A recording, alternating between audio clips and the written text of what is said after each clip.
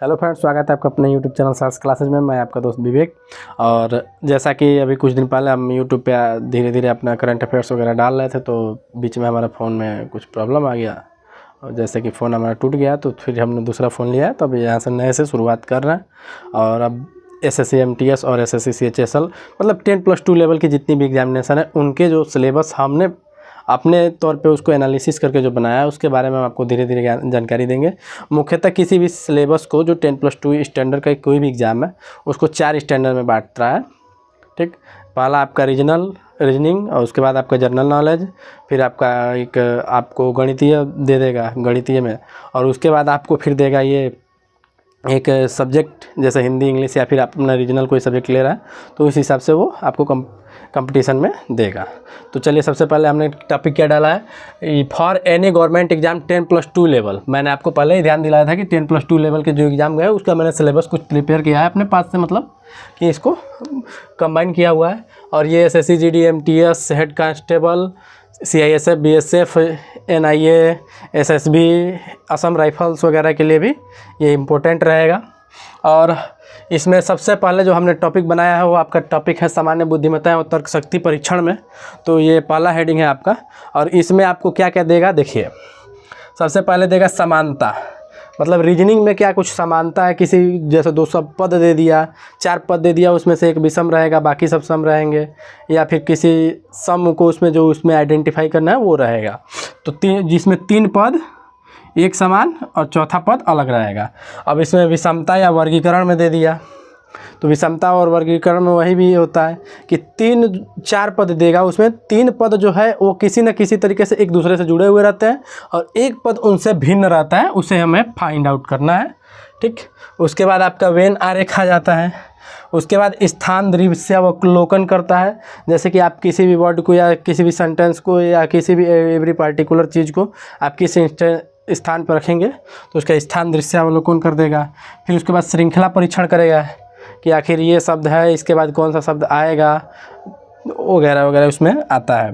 उसके बाद शब्द निर्माण का और व्यवस्थीकरण कर देता है कि कोई शब्द इस चीज़ से रिलेटेड कोई शब्द बन रहा है, उसका किस स्थान पर उसको रखना सूटेबल रहेगा, तो ये शब्द निर्माण में भी लेखन व्यवस्थीकरण में आ जाता है। उसके बाद शब्दों का तार्किक क्रम, जैसे कोई शब्द दे दिया तो उसमें जो जर्नल तार्किक है कि आप कैसे उसको तर्क वितर्क करके एक सूटेबल सेंटेंस में रख सकते हैं, उस हिसाब से ये आपका शब्दों का तार्किक क्रम ले जाएगा।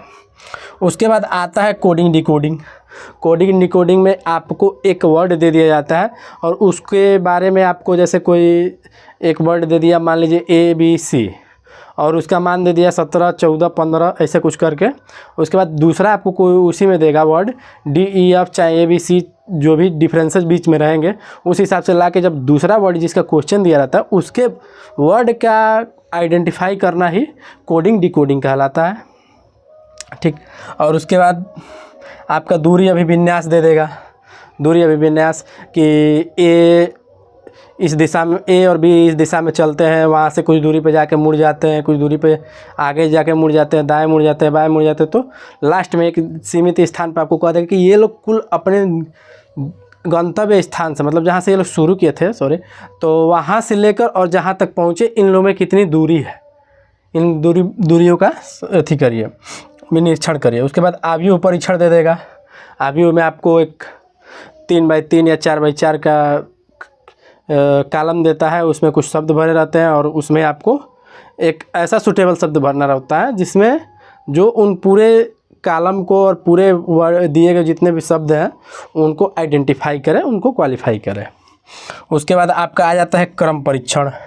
क्रम परीक्षण में आपको दे देता है कि शब्द यहाँ से 2 दे दिया, उसके बाद 4 दे दिया, और उसके बाद 6 दे दिया, उसके बाद डॉट डॉट करके 10 दे दिया, तो उसके बीच में क्या भरा जाएगा, ये सब आपके क्रम परीक्षण में आते हैं। उसके बाद आपका आ जाएगा संबंध अवधारणा। तो संबंध अवधारणा में सबसे बढ़िया क्वेश्चन ये होता है कि आपको अगर संबंध अवधारणा डिफाइन करना है तो उसमें आपको दे देगा कि आपके बुआ के चाहिए, मतलब कोई भी रिलेशन दे देगा, उनके बारे में भी संबंध अवधारणा कर सकते हैं।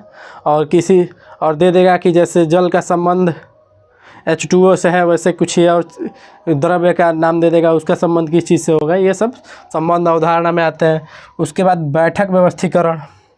तो बैठक व्यवस्थीकरण ये होता है कि जैसे दे देगा कि 7 लोग बैठे हैं चाहे 6 लोग बैठे हैं, ABCDEF ऐसे कुछ करके, और AB के दाएं बैठा है, BC के बाएं बैठा है, तो ED B के तीसरे स्थान पर बैठा है, तो उसमें किसी पार्टिकुलर व्यक्ति का चाहे पार्टिकुलर शब्द के बाएं या दाएं स्थान पूछेगा, चाहे पंक्ति में कौन सा स्थान है, तो ये आपका बैठक व्यवस्थीकरण में आता है।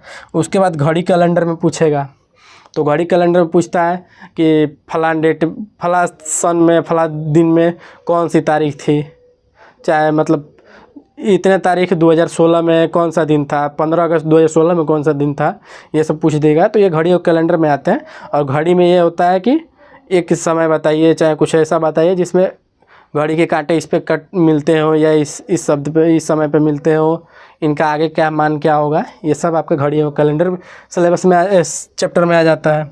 उसके बाद आपको देगा विश्लेषणात्मक तर्क शक्ति। जैसे कोई वर्ड दे देगा, उसके बारे में आप तर्क, उसमें 4 ऑप्शन दे देगा, निष्कर्ष दे देगा, आपको उसके बारे में तर्क करके और सबसे उपयुक्त विकल्प चुनना होता है, जो विश्लेषणात्मक तर्क शक्ति में आता है। उसके बाद कुछ गणितीय संक्रियाएं भी आती हैं, जैसे कोई वर्ड दे दिया 12, 14, 15, उसके बाद पर्टिकुलर स्पेस के बाद कुछ और पर्टिकुलर स्पेस दे रहा है, फिर कुछ और पर्टिकुलर स्पेस देता है, तो उसमें कुछ गणितीय क्रियाएं करके लानी पड़ती हैं, उन्हें गणितीय संक्रियाएं में रखा जाता है।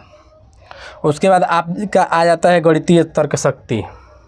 तो गणितीय तर्क शक्ति में ये है कि अगर जो A के पास ये है फल चीज़ है और B के पास कुछ और चीज़ है, तो इनके बीच में क्या कॉमन है, चाहे क्या अदर चीज सोर्सेस है, ये आपको गणितीय तर्क शक्ति में अपने हिसाब से गणितीय गणनाओं को रखने के बाद जो तर्क परीक्षण करके बाद जो आपका आंसर आएगा वो गणितीय तर्क शक्ति में रखा जाता है। उसके बाद आपका आता है आभासिक तार्किक योग्यता।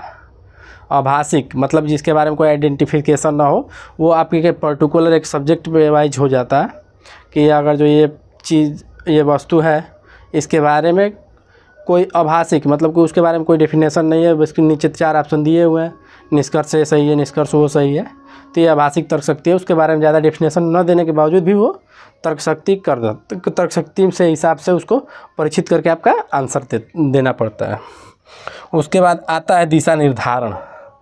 दिशा निर्धारण में आपका आ जाता है कि जैसे मान लीजिए मैंने अभी बताया था कि दूरी निर्धारण में आता है, तो दिशा निर्धारण में यह है कि A और B एक पॉइंट से A पॉइंट D से यहाँ 2 किलोमीटर चाहे 4 किलोमीटर इधर दाएँ चलते हैं, दाएँ चलने के बाद 5 किलोमीटर दाएँ चलने के बाद बाएँ मुड़ जाता है और 5 किलोमीटर फिर इस दिशा में चलता है। तो वो चले गए स्थान से वर्तमान में किस दिशा पर निर्भर है, या फिर 2 व्यक्ति हो चाहे अदर सोर्सेज पे भी देगा। तो जैसे 2 व्यक्ति A और B, मान लीजिए A और B किसी पर्टिकुलर स्थान से चल रहा है और दोनों अलग अलग दिशा में जा रहे हैं, तो लास्ट में उनका पूरा एकदम बायोडाटा आपको दे देगा कि 4 किलोमीटर चल रहा है, 3 किलोमीटर चल रहा है, इधर मुड़ रहा है, उधर मुड़ रहा है। उसके बाद आपसे आइडेंटिफिकेशन पूछेगा कि वर्तमान में ये लोग किस स्थान पे, एक दूसरे से किस स्थान पे, किस दिशा में है। ठीक है, तो ये आपका आ जाता है दिशा निर्धारण में। और भी अदर इसमें रोज़ नए नए कुछ प्रयोग होते रहते हैं। चलिए आइए नेक्स्ट टॉपिक देख लेते हैं। नेक्स्ट टॉपिक है आपका सामान्य ज्ञान एवं सामान्य जागरूकता, general knowledge and general awareness. इसमें आपको ज़्यादा कुछ नहीं है, इसमें सिलेबस सीमित है, लेकिन क्वेश्चन इसमें 25 ही आएंगे।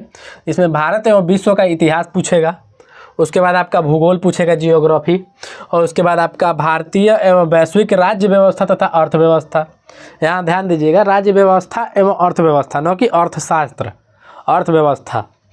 ठीक, जैसे व्यापार वगैरह। उसके बाद विभिन्न तथ्य एवं आंकड़े पूछेगा, रिपोर्ट्स। अभी जैसा कि देख रहे हैं आप, हिंडनबर्ग के रिपोर्ट ने अदानी के शेयर्स में तूफान मचाया है, तो ये भी रिपोर्ट्स हैं, आंकड़े हैं, जो आपको जनरल नॉलेज में रखना है कि किस राज्य का मृत्यु दर, जन्म दर, ये सब इसी में आंकड़े में ही आते हैं। कला एवं संस्कृति कि फलां राज्य में कौन सा लोक नृत्य मशहूर है, चाहे फलां राज्य का कौन सा नृत्य, कौन से कलाकार मशहूर रहे हैं, तो कला व संस्कृति से आते हैं। उसके बाद आपको विज्ञान पूछेगा। विज्ञान में आपको जीव विज्ञान, रसायन विज्ञान एवं भौतिकी विज्ञान तीनों पूछेगा। सबसे ज़्यादा भौतिकी से उठाता है क्वेश्चन की जैसे राशियाँ एवं उनके विमाएँ, मापक। उसके बाद आपका रसायन शास्त्र से उठाएगा कि जल का चाहे रासायनिक नाम, चाहे किसी चीज़ का रासायनिक नाम, और जीव विज्ञान में आपके कोशिका द्रव्य वगैरह वगैरह से ये सब क्वेश्चन पूछता है। उसके बाद आपका आ जाता है प्रौद्योगिकी में आपका कंप्यूटर का बेसिक नॉलेज तो आजकल हर एक वैकेंसी, हर एक कंपटीशन में अनिवार्य हो गया है। उसके बाद आपका आता है नवाचार। अगर जो कोई नया वर्तमान में कोई नया अगर जो इन्वेंशन हो रहा है, कोई नया प्रयोग हो रहा है, कोई नया जानकारी हो रही है, तो उसके बारे में भी आपसे ये जीएस के ही टॉपिक में ही पूछता है। ठीक,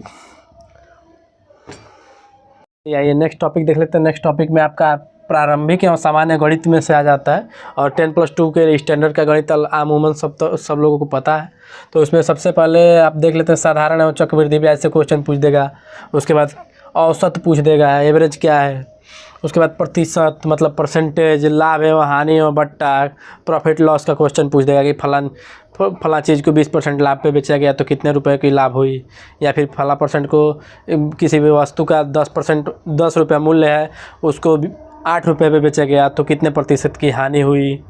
तो ये सब इसमें आता है। उसके बाद अनुपात होता है। अनुपात तो रेशियो जैसे कि आप मान लीजिए संबंध किसी चीज़ का, जैसे कि कितने अनुपात में किसी चीज़ का मिश्रण हो गया, कि एक किसी निर्माण कार्य में कितने बोरी सीमेंट, 3 बोरी सीमेंट के अनुपात में 6 बोरी या 8 बोरी या 9 बोरी बालू मिलाया जा रहा है। तो ये सब अनुपात के क्वेश्चंस हैं।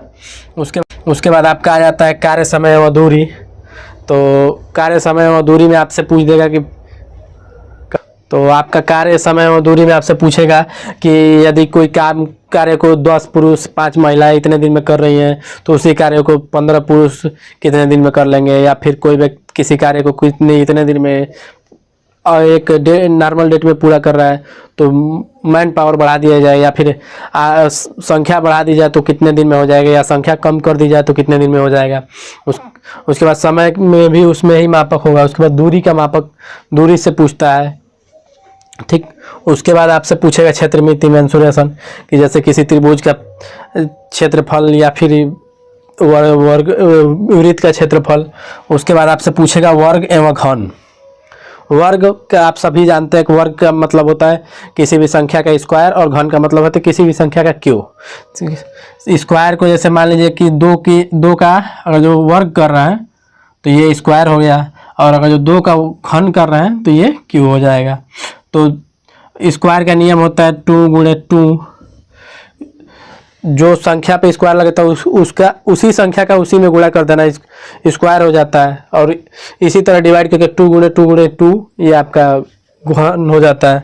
और वर्गमूल एवं घनमूल, किसी भी संख्या का अगर जो वर्गमूल निकालना होता है तो बड़ी संख्या का वर्गमूल ऐसा संख्या होता है जिसमें उसी डबल संख्या स्क्वायर करने पे वो आ जाए। जैसे अगर जो किसी भी संख्या का घन अगर जो कोई 8 है तो इसका घनमूल 2 हो जाएगा। कोई संख्या अगर जो 4 है तो इसका वर्गमूल 2 हो जाएगा। ठीक, उसके बाद आपका बीजगणितीय कुछ संक्रियाएं दे देगा, जैसे cos थीटा tan थीटा, इन सब का मान ज्ञात करने के लिए। तो वो अमूमन अभी तो ये नहीं पूछ रहा है, लेकिन इसको ध्यान में रखेंगे। लघुत्तम एवं महत्तम, समापवर्तक, ये आपको कोई आंकड़ा दे देगा, उसके बाद कहेगा कि इन दोनों में क्या रिलेशन है, ये सब निकालिए। तो इसमें 2 तरीके से निकाला जाता है, एक भाग विधि द्वारा, एक गुणनखंड विधि द्वारा। ठीक, उसके बाद आपका और भी काफ़ी सारे टॉपिक्स हैं जिस पे आपको मैथ्स के क्वेश्चंस बनाते हैं। उसके बाद आपका नेक्स्ट टॉपिक क्या आता है, 4 नंबर पे आपको पूछेगा सामान्य हिंदी या अंग्रेजी, जो भी आप सेलेक्ट किए रहेंगे उसी हिसाब से पूछेगा। तो उसमें पहला देता है वाक्य संशोधन। कोई आपको गलत वाक्य दे दीजिए और उसको आपको वर्तनी शुद्ध करनी हो, इंग्लिश में आपको मतलब सूटेबल जगह पे उसको वाक्य में को रखना हो, या फिर उसमें किसी अन्य शब्द का चुनाव करके उस शब्द को उस वाक्य को सही किया जाए। उसके बाद आता है रिक्त स्थानों की पूर्ति। तो आपको कुछ रिक्त स्थान दे दिए जाएंगे किसी वर्ड में, मतलब किसी भी लाइन में आपको 2-4 शब्द के बाद एक रिक्त स्थान दिया जाएगा। उसमें कुछ ऑप्शन दिए जाएंगे या फिर नहीं भी दिए जाएंगे, जिसको अपने हिसाब से आपको सही के तरीके से भरना होता है। उसके बाद आपका आ जाता है पर्यायवाची।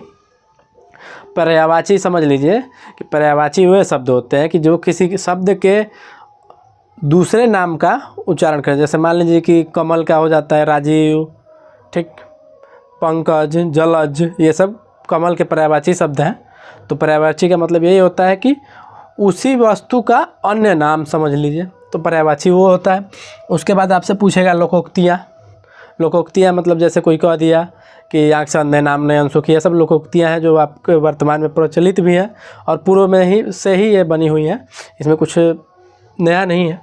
और उसके बाद आपका विलोम शब्द हो जाता है। विलोम एंटोनिम्स, किसी भी शब्द का आप विलोम दीजिए, जैसे मान लीजिए दिन का विलोम रात हो गया, ठीक, सुबह का विलोम शाम, ऐसा समझ के आप चल सकते हैं। उसके बाद विलोम, इसको आपको एंटोनिम्स बोलते हैं। उसके बाद जैसे मुहावरे में आपको फूंक फूंक कर पैर रखना, ये सब मुहावरे हैं, जैसे ज़्यादा उछल कूद करना।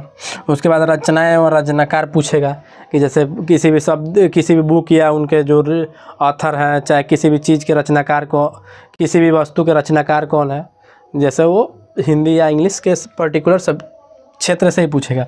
उसके बाद अपठित वाक्यांश या पैराग्राफ आपको दे देगा, एक लाइन, एक पैसेज आपको दे देगा इंग्लिश में या फिर हिंदी में। उसके बाद उसके नीचे आपके से वो क्वेश्चंस करेगा, तो आप उस पैराग्राफ को पढ़ के उस क्वेश्चन का पर्टिकुलर आंसर देते हैं। और ये वस्तुतः कहीं से भी उठा सकता है, कहीं से भी पूछ सकता है, उसका कोई नियम नहीं है। उसमें सिर्फ आपको वो पैसेज पढ़ना है और उसके बाद दिए गए क्वेश्चन का आंसर देना है, ठीक।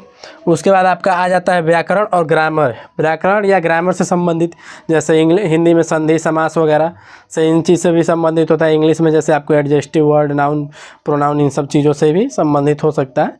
तो ग्रामर का क्षेत्र बहुत विकसित है, तो उसमें से भी पूछता है। लेकिन ये ध्यान रहे कि सारे जो आपके पूछेगा क्वेश्चन, जो पूछेगा बोर्ड आपसे, वो आपको 10+2 के स्तर से ही पूछेगा। जितना स्तर उसने आपको डिसाइड कर दिया कि ये फला वैकेंसी आपको इतने स्तर से, तो उसी स्तर से पूछेगा, उससे ऊपर नहीं ले जाता है। जैसा कि हमने जान लिया कि वीडियो में कि पूरा जो सिलेबस है 10+2 स्तर के सभी एग्ज़ाम्स का वो क्या है।